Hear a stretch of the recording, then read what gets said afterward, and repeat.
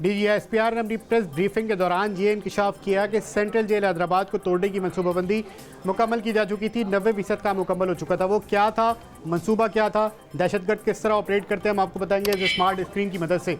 हैदराबाद की central jail इंतहाई गुंजान आबाद इलाके में वाक़ है। चारों तरफ इसकी आबादी है और दहशतगर्दों ने जो अपनी कमीगाह का इंतखाब किया था वो लतीफ़ाबाद में किया था और उनकी कमीगाह और हैदराबाद जेल में सिर्फ 19 मिनट का फासला था, तकरीबन 8 किलोमीटर का फासला था। और अगर ये फासला तय हो जाता तो यकीनी तौर पर एक बहुत बड़ा सानिया होता।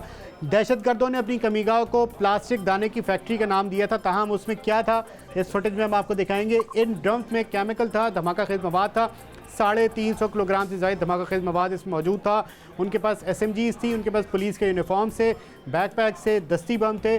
और यहाँ पर एक और इंकशाफ हुआ है, वो ये हुआ है कि दहशतगर्दों ने यहीं पर बारूद से भरी 2 गाड़ियां तैयार कर रखी थी। दहशतगर्दों ने जो गाड़ियां तैयार की हुई थी, एक गाड़ी को मरकजी दरवाजे पर लाके धमाका करना था। पहला धमाका होता, उसके चंद सेकंड बाद, ये चंद लम्हात बाद, जब तक कानून नाफिज करने वाले इदारे संभल नहीं पाते, वो बिल्कुल उसको समझते हैं कि क्या हुआ है। इसी दौरान एक और गाड़ी ने आना था, यहाँ पर दूसरा धमाका होता। और इन धमाकों के बाद दहशतगर्दों की जो तीसरी टीम थी, जो कि तैयार बैठी हुई थी, कि उन्हें बताया गया था कि उसके बाद उन्होंने जेल पर अटैक करना है। 2 धमाकों के बाद, 2 खुदकुश कार बम धमाकों के बाद उन्होंने इस पूरे जेल में फैल जाना था।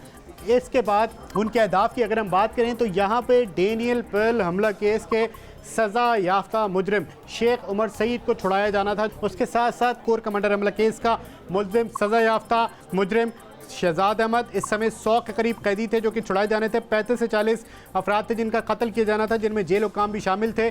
और अगर ये मंसूबा मुकम्मल हो जाता तो सिंध और हैदराबाद एक बहुत बड़ी तबाही से दो चार होता। जी।